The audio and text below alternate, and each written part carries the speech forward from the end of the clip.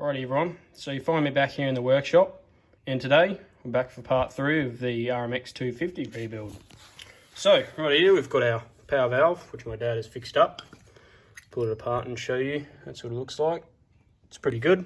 As you can see, we did have success welding the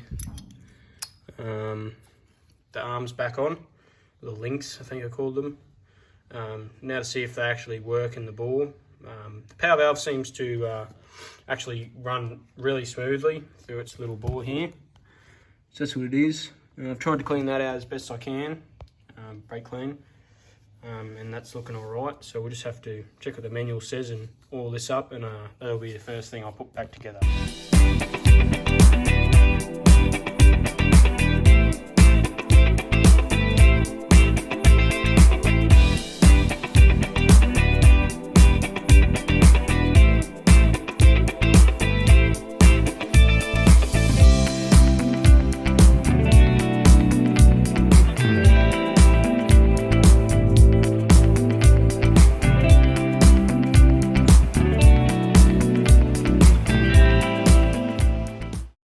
Alrighty, so we now got a power valve sorted. Seems to be working quite well actually.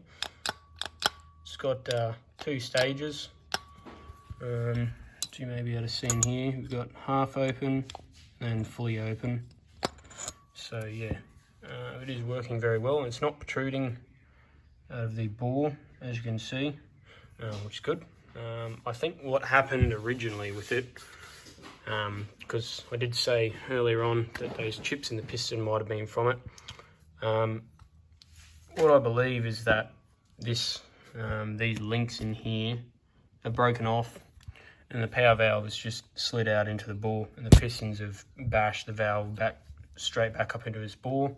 And because they're bent, they've obviously seized in their housing, and that's where they've sat for the most of the time they've been there. Does seem to be working quite well. I have adjusted all the spring and everything up, but yeah, other than that, I reckon all the covers can go back on now, and then we can get to sizing up our piston rings.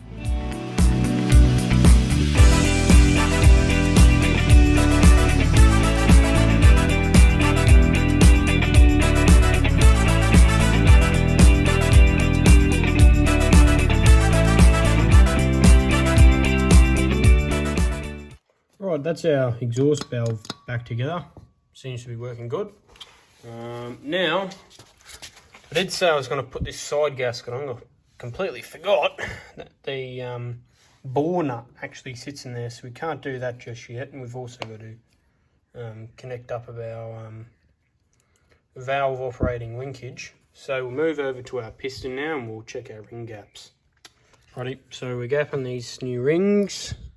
We've got a 0.35mm filler gauge in there, and that fits in there perfectly.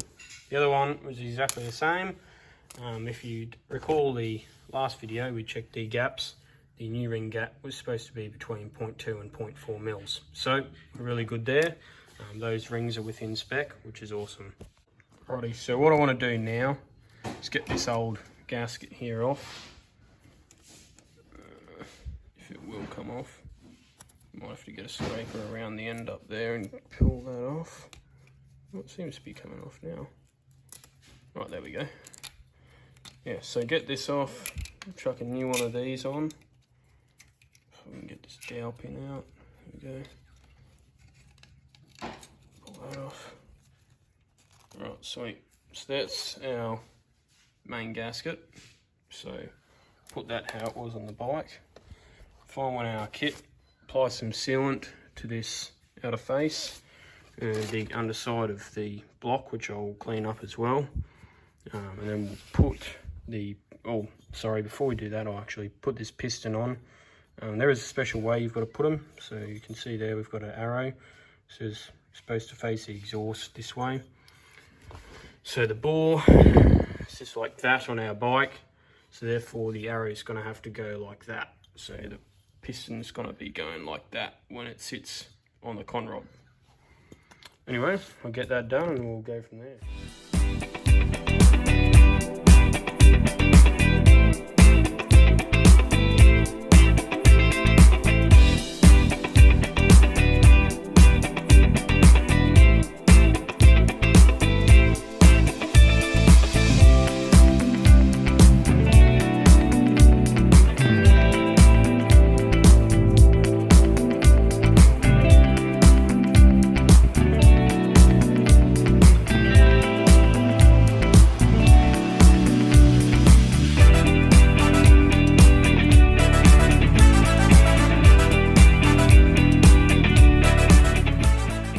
so we got the cylinder on.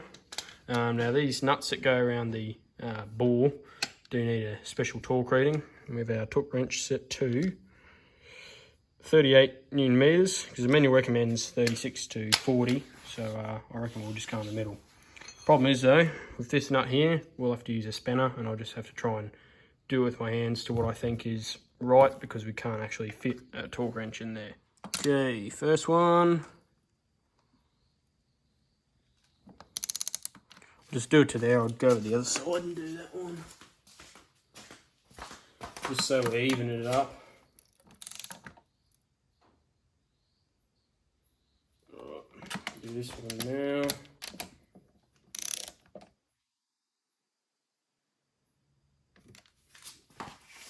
And then we'll have to get this little nut in here as well. Unfortunately, the prick of a design to have it in there. Oh, good. Right, now I'll do this one all the way. Okay, it must have been already torqued. This side, I'll try and do diagonals. There we go. This one now.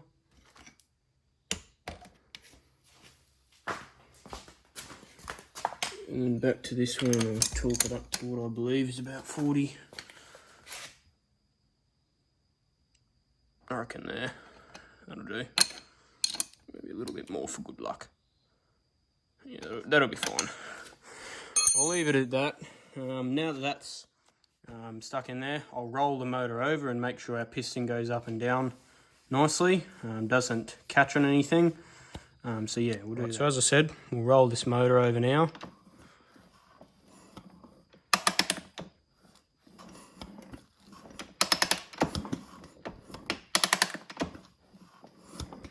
Seems to be rolling over quite nicely. It's definitely a little bit more tighter than before I pulled the rings out. When I pulled the rings out, you could just like wrench on that really easily. Now it's got a little bit of tension to it, about the same as what it felt like with the head on, spark plug in, and all the compression. So we're getting somewhere good, I reckon. Alright, so we've got our head right here, nice and clean. Also got our head gasket. Now, doesn't really specify which way it's supposed to go on, but I'm guessing there's like a bigger lip to the fire ring on this side, so I'm guessing that probably goes onto the bore side, and the shorter lip goes onto the head side. I'll have a look at that, and I'll have to find out which way it actually goes, because there's a number of ways they're supposed to go. There's like little holes in it. So yeah, let's spin that around. Well, that doesn't look too bad there. I'll see how it goes on here. Oh, bloody hell. I'll leave that and I'll come back when I've worked that out. Right, we now got our head gasket on. We've got our head here, which is cleaned up somewhat. So we'll just chuck that through there, like so. Try and line it up with this stud up here as well. Come on. You can do it. It's bloody there, it just doesn't want to go in. No why.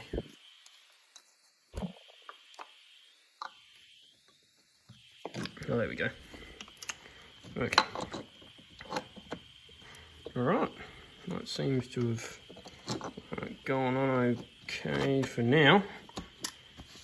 Now what we've got to do is just bolt this crap back up, put our nuts back on and torque them to spec. And I reckon we should be good to go. Righty, now we've got our head nuts on. As you can see, I've got all of them on, as well as our copper washers which sit in here.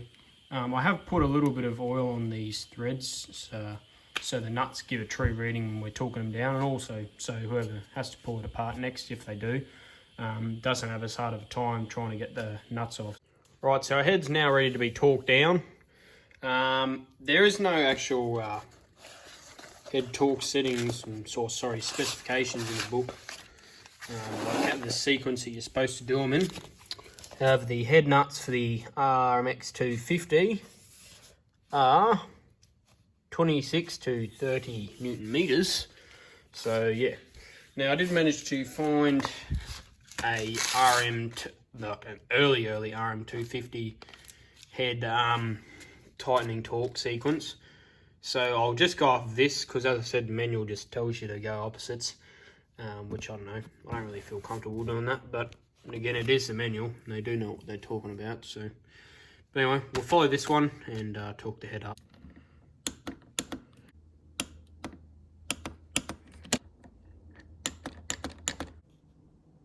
That'll be good. All right, I reckon that should be good. Pop this top radiator hose on, and then we'll leave it at that, I reckon. Oh, next thing we'll do, the cover that goes on this here. Won't take me very long. I'll start threading some of these screws in so that they don't fall out on me.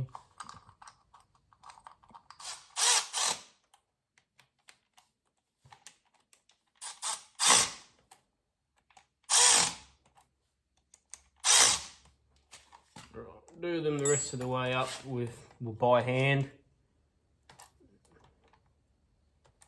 So don't break them off. I don't really want that. Right, that'll do. Alrighty, Mum. That's it. Well, for now anyway. What I want to do now is we'll see, have we gained any compression? Righty, so moment of truth. We've put all the block back together, put the head back on. Everything should be sealed up. So yeah, now we should have maximum compression in our engine. Let's see if the results have paid off. Oh, shit. Yep, it has definitely paid off. Oh, Jesus. Yeah, that's got a lot more compression than it did, which is very good. That's actually really hard to kick over once it gets to a certain point. I'll stand on it and I'll show you what I'll do, kick it over. Right, so we'll get up on it, well, not on it, but next to it.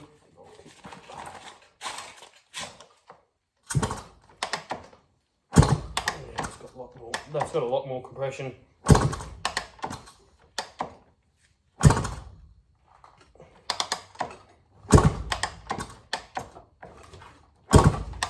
Holy shit!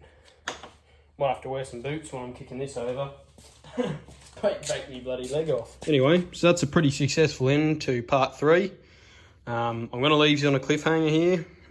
We can't start the bike up yet because we need an air filter and we're waiting on that. It should be coming tomorrow, hopefully. That's what the bloke at the bike place said anyway. But yeah, next thing we've got to do is obviously put all of our panels back on. We've got to fill it with a special mix of fuel to obviously work the motor in. And then from there on, we'll do a test, see how everything goes, make sure the head seals up. I don't know whether you have to redo the head gasket or redo the nuts, I should say, to re-torque the head down after it's been run, heated up and then cooled back down. Because I know my tractor does that, and the outboard I'm about to do, that Johnson, it's got to have that done to it after a certain amount of time. So yeah, I don't know, we'll have to figure out what we do with this after it's been run in. But yeah, anyway, thanks for watching. Please don't forget to like and subscribe, and I'll see you in the next one.